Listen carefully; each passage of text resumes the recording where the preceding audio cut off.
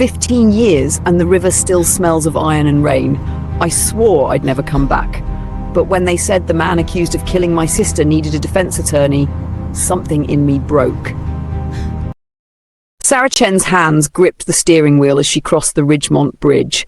Below, the Clearwater River churned in its ancient current, indifferent to the secrets buried along its banks. She hadn't seen this river in 15 years. She'd spent a decade and a half trying to forget it existed. Her phone buzzed. Another call from Marcus Webb's legal team. She silenced it. The case had been all over the news for weeks. Marcus Webb, convicted in 2009 for the murder of 16-year-old Emma Chen, had been granted a retrial based on evidence handling violations. The district attorney's office was scrambling. Witnesses had recanted.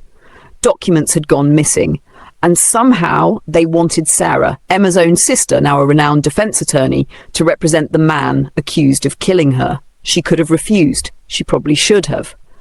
But when she'd looked at the case files, when she'd seen the inconsistencies, when she'd read Marcus's desperate letters written from his cell, something inside her had cracked. And in that crack, doubt had poured in like floodwater. The county detention centre loomed ahead. Sarah took a breath and pushed through the security doors. Marcus Webb was smaller than she remembered from the trial. Prison had hollowed him out, left him skeletal and grey despite his 43 years. When he saw Sarah, his eyes widened. "You came," he said, sitting across the visitation table. "The evidence is compromised," Sarah said, her voice professional and cold. "I need you to tell me exactly what happened that night. And don't waste my time with anything but the truth." Marcus's jaw clenched. "I've been telling the truth for 15 years. Nobody listened then. Why would they listen now?" "Because I'm listening." Sarah leaned forward. "Tell me about Emma." What came next was a story that shattered Sarah's understanding of her sister's death. Marcus described meeting Emma by the river, their secret romance that their parents would never approve of. He talked about that night, how he'd left her at midnight to walk home, how he'd gone to bed, how the police had arrived at dawn. "They found your sister's necklace in my truck," Marcus said, his voice breaking. "The one with the blue stone. I'd never seen it before. Your father, Sheriff Chen, he looked at me like I was already dead. He said they had witnesses. He said I'd raped her. He said I'd murdered her." "Did you?" Sarah's voice was barely a whisper. "No." Marcus's hands were shaking. "I loved her, Miss Chen. I really did. And whoever took that necklace and put it in my truck knew exactly what they were doing." Sarah left the detention centre feeling like the floor had shifted beneath her feet. Back at her hotel, she ordered the complete case file, not the trial transcript, but the raw investigative files. Everything her father had collected. The documents arrived at midnight. Sarah didn't sleep. She read through autopsy reports, witness statements, forensic analysis. By 4 a.m, her coffee was stone cold and her hands were shaking. The necklace had never been tested for DNA. The witness statements had been altered between the initial report and the trial version. Someone had changed dates, added details that weren't in the originals, and the timeline didn't match. According to multiple statements, Emma had been seen alive at midnight, but her father's report said she'd been found dead by 6 a.m. at the river's edge. The gap was too small for what the prosecution had claimed. Her father had handled the investigation personally. No oversight. No outside detective, just Sheriff Thomas Chen solving his daughter's murder. Sarah's phone rang at 6 a.m. Her mother's trembling voice came through before Sarah could even say hello. "Sweetheart, I heard you were back in town. Please don't do this. Please don't dig into the past." "Mom, I need to ask you something about the night Emma died." Silence, long, heavy silence. "Mom? Your father, he was different that night. Angry. He'd found out about Emma and that boy. He said she was ruining everything, that the scandal would destroy his career, destroy our family." Sarah's stomach twisted. "What happened?" "I don't know exactly. He said Emma ran. He said she went to the river. He came back soaking wet and said she was gone. By the time he filed the report, he had his story straight. The evidence was tight. The case was solved." "Did he ever tell you what really happened?" Her mother was crying now. "Sarah, I was so afraid of what I might know that I never asked. I let myself believe the official story because the alternative was too terrible. Your father was the law in this town. I couldn't question him. I couldn't prove anything. But you had doubts. Every single day for 15 years. Sarah ended the call and sat in the dark. She drove to the courthouse basement that afternoon. The records were archived in boxes that hadn't been opened in years. Sarah found her father's personal files, locked in a cabinet that the courthouse staff said she could access as his heir. Inside was a journal, leather-bound, worn from use, and filled with her father's precise handwriting.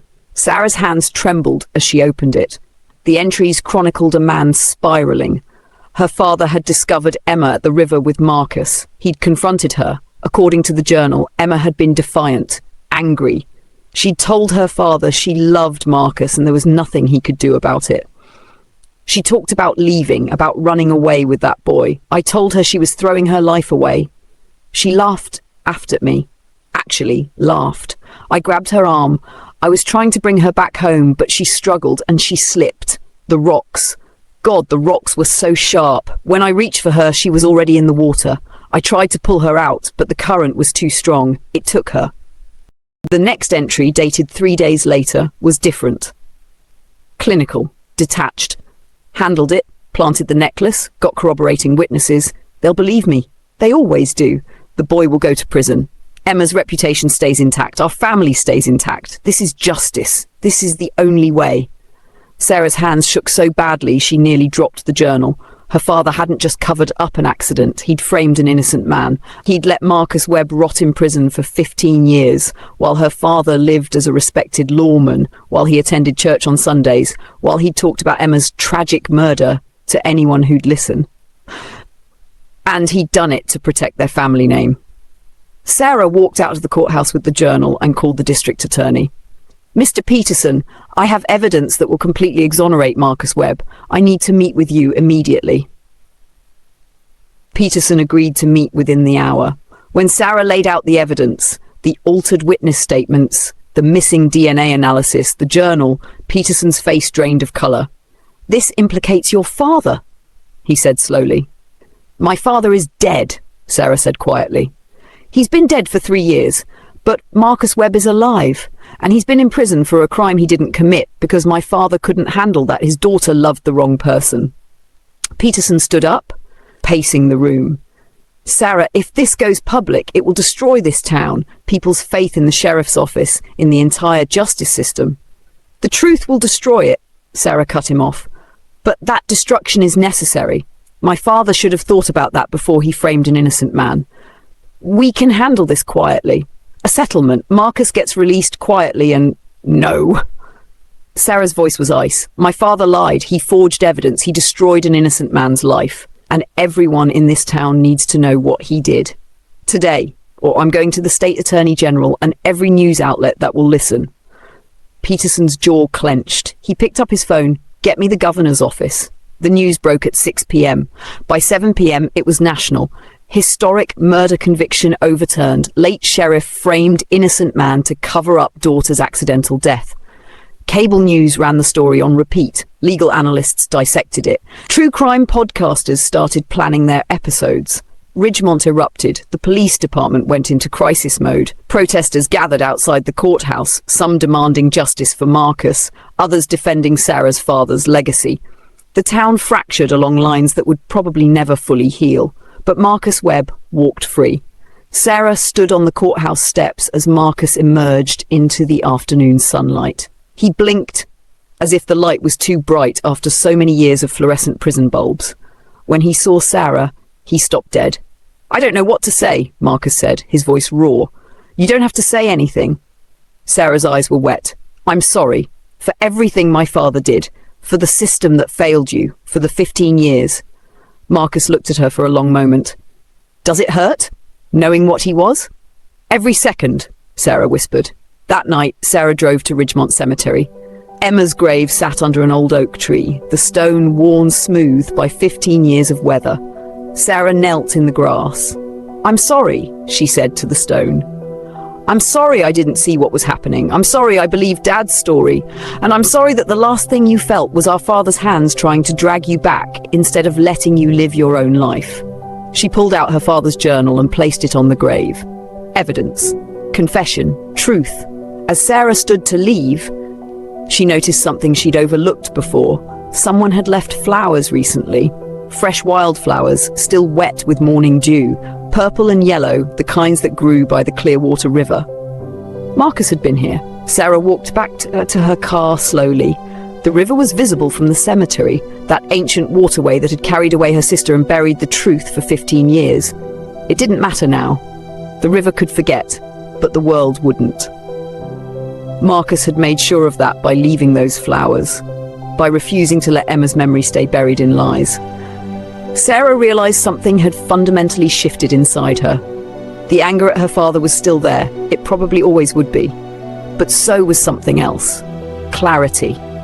The knowledge that protecting family sometimes means telling the deepest truths, even when it destroys everything you thought was solid.